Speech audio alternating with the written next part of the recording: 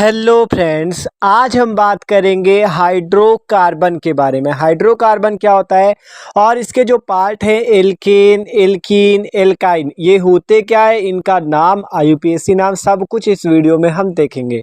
तो यार please video को लास्ट तक देखना क्योंकि वीडियो आपका बहुत ज़्यादा ही इम्पोर्टेंट होने वाला है। ठीक है, तो चलो बात करते हैं हाइड्रोकार्बन की। ठीक है, नाम से ही आपको पता चलता है हाइड्रोकार्बन। ठीक है, मतलब हाइड्रोजन और कार्बन से जो मिलकर बने होते हैं उन्हें हाइड्रोकार्बन कहते हैं। जो हाइड्रोजन और कार्बन से मिलकर बने हो, हाइड्रोजन और कार्बन से मिलकर बने हो हाइड्रोकार्बन। जैसे एग्जांपल CH4, इसका नाम होता है मीथेन, जो कि एक हाइड्रोकार्बन है क्योंकि आपको क्या पता चला, एक कार्बन और हाइड्रोजन से मिलकर बना हुआ है। ठीक है, अब ये जो हाइड्रोकार्बन भैया होते हैं ये दो टाइप के होते हैं। पहला आपका है संतृप्त हाइड्रोकार्बन, ठीक है, दूसरा है असंतृप्त हाइड्रोकार्बन। ठीक है, दो प्रकार के हाइड्रोकार्बन, संतृप्त हाइड्रोकार्बन और असंतृप्त हाइड्रोकार्बन। संतृप्त हाइड्रोकार्बन वे कार्बन होते हैं जिसपे कार्बन और कार्बन के मध्य सिंगल बॉन्ड होता है और उसे क्या कहते हैं, एल्केन कहते हैं।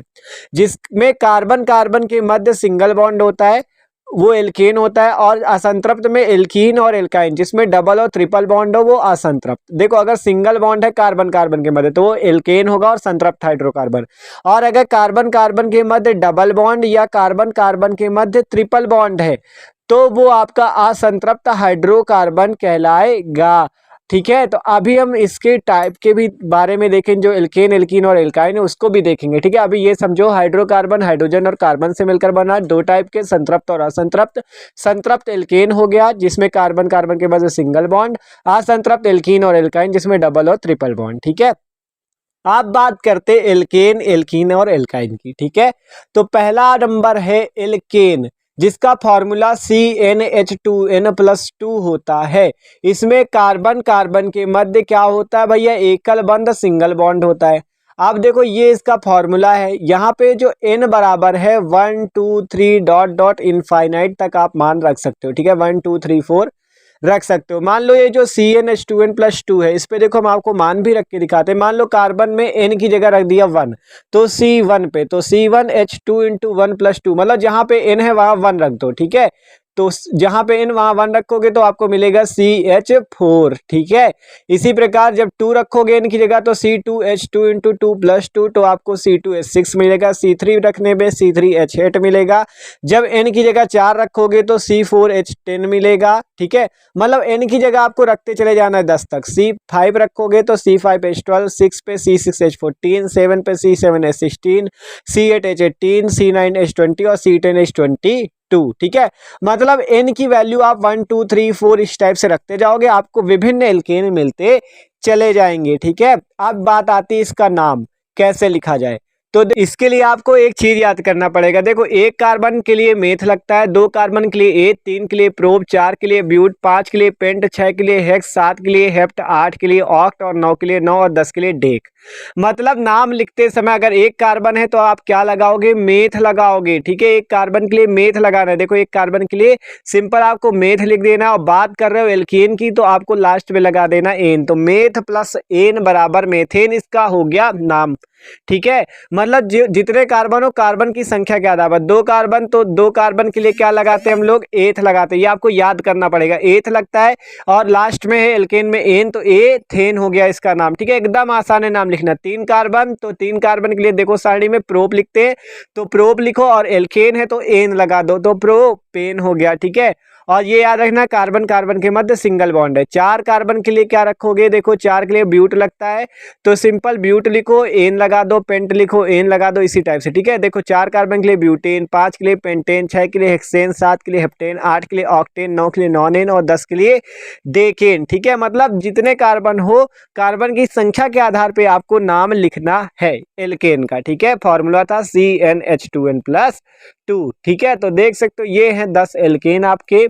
ठीक है, तो ये क्या थे, संतृप्त हाइड्रोकार्बन जिसपे कार्बन कार्बन के मध्य सिंगल बॉन्ड था। अब बात करें एल्कीन की तो इसका फॉर्मूला होता है CnH2n और कार्बन कार्बन के मध्य डबल बॉन्ड होता है।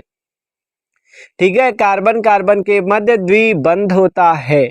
तो एल्कीन है आपका, देखो जैसे हमने n की जगह देखो रखा क्या 2, N की जगह 2 रखा तो C2H2 इंटू 2, तो आपका क्या आ जाएगा इस पे C2H4।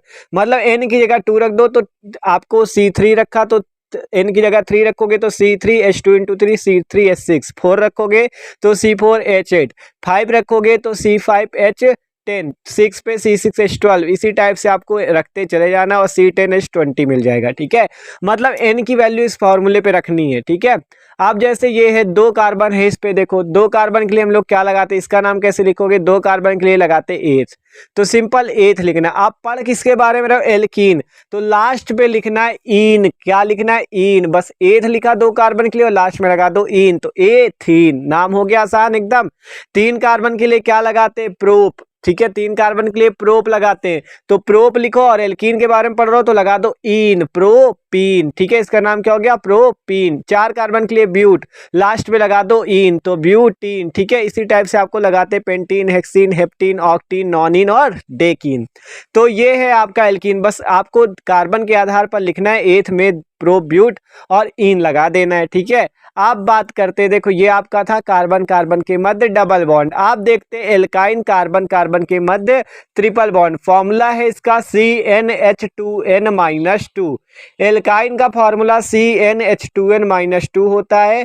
इस पे भी आपको 2 कार्बन से शुरू करना है, पहला नहीं लेना है। ठीक है, तो C जब N की जगह 2 रखोगे तो C2H2 इंटू 2 माइनस 2, तो C2H2, 3 रखोगे तो C3H4 आ जाएगा। सॉल्व करते जाओ, 4 रखो C4H6, 5 रखो C5H8, इसी प्रकार से C10 तक आपको पूरा सॉल्व कर लेना। हमने पूरा आपको दिखाया हुआ है सॉल्व करके। ठीक है, तो देख सकते हो। अब इसका भी नाम लिखा जाता है, देखो ये पढ़ किसके बारे में, एल्काइन के, तो कार्बन की संख्या गिनो पहले। 2 कार्बन के लिए क्या लगाते हो, एथ लगाते हो, और पढ़ किसके बारे में, आइन के बारे में, तो लगा दो आइन।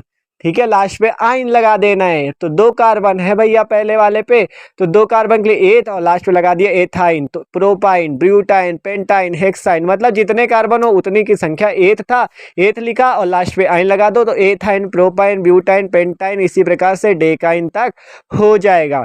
तो देख सकते हो एकदम आसान है IUPAC नामकरण करना भी। तो हमने क्या सीखा, संतृप्त और असंतृप्त हाइड्रोकार्बन क्या होते हैं, एल्केन, एल्कीन और एल्काइन के बारे में भी अच्छे से समझा। ठीक है, तो देख सकते हो इस पे कार्बन कार्बन के मध्य ट्रिपल बॉन्ड था एल्काइन पे। ठीक है, और आपके एल्कीन में डबल बॉन्ड था और एल्केन में सिंगल बॉन्ड था, ये चीज याद रखना। ठीक है, ये था हाइड्रोकार्बन। तो यार वीडियो अच्छा लगा हो तो लाइक जरूर कर देना।